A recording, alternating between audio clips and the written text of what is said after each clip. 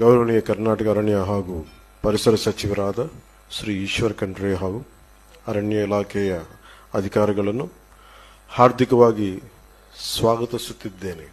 ನಾವು ಬೆಂಗಳೂರಿಗೆ ಹೋಗಿದ್ದಾಗ ಮಾನ್ಯ ಈಶ್ವರ ಖಂಡ್ರೆ ಅವರು ಹಾಗೂ ಕರ್ನಾಟಕದ ಅರಣ್ಯ ಇಲಾಖೆಯ ಅಧಿಕಾರಿಗಳು ಆತ್ಮೀಯವಾಗಿ ಸತ್ಕರಿಸಿರುತ್ತಾರೆ. ಅದಕ್ಕೆ ನಾನು ಹೃದಯಪೂರ್ವಕವಾಗಿ ಆಭಾರಿಯಾಗಿದ್ದೇನೆ.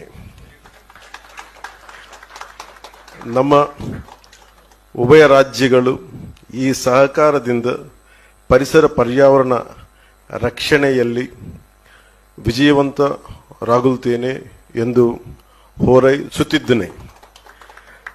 So we, with the cooperation of both the states and with the protection of forest and environment, with the